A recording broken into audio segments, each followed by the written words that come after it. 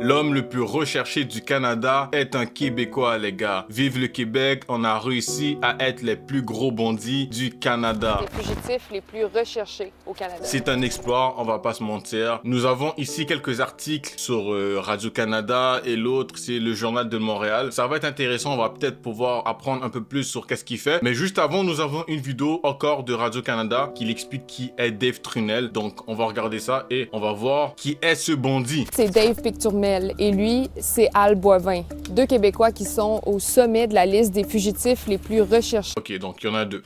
Deux Québécois qui sont au sommet de la liste des fugitifs les plus recherchés au Canada. Qu'est-ce qu'on vit depuis les 2 dernières années au niveau du crime organisé? C'est sans précédent au Québec. Une récompense de 250 000 $ est maintenant offerte pour retrouver chacun d'entre eux. 250 000 $, ça veut dire que les mecs, vraiment, ils ont dû brasser énormément d'argent. Je me demande vraiment qu'est-ce que les gars ont fait. Picturmel, c'est le chef de gang du Blood Family Mafia. Ce gang... On va regarder sur Wikipédia rapidement. Donc, est-ce qu'on peut mettre ça en français? On est au Québec ici. Autrefois actif dans la grande région de Montréal, dans les années 2000, est connu sous Blood Mafia Family, dorénavant Blood Family Mafia. C'est un gang qui a fait la guerre aux motards, les Hells Angels. Les Hells Angels, c'est un groupe de motards énorme à travers le monde, mais beaucoup plus en Amérique du Nord. Donc, si les mecs ont vraiment été en guerre avec eux, ça veut dire que les gars, ils avaient les moyens financiers et les moyens au niveau des... t'as capté, tu vois, haïtiens québécois. C'est l'alignement entre les Renois et les Blancs du Québec pour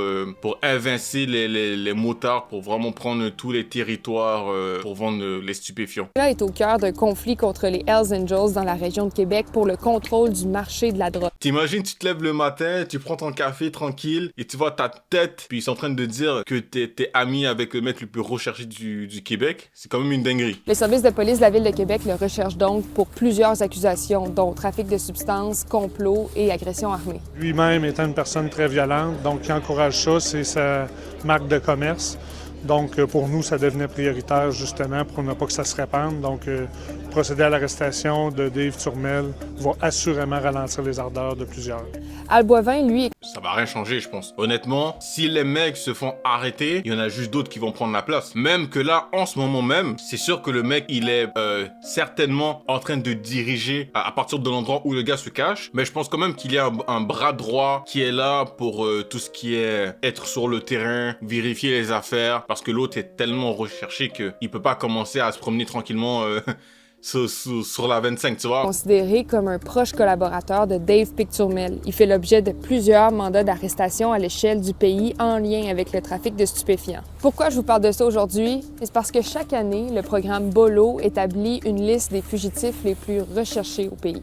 On n'est pas à la recherche de preuves.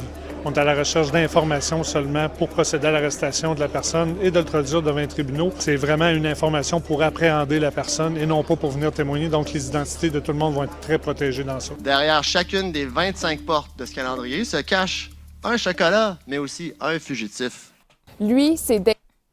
Il n'y a aucune autre condition, a expliqué Maxime Langlois. Priorité sera de vous acheminer l'argent que vous méritez le plus rapidement possible. Quand même 250 000 $, c'est énorme. J'espère pour eux que l'information va jamais fuiter parce que si tu snitch un de ces gars-là, je pense que tu vas pas vivre très très longtemps. Des 15 criminels les plus recherchés du Canada, c'est ça? Ouais, c'est ça. Dave Turmel, trafic. Al Boivin, la même chose. Lui, c'est pour M.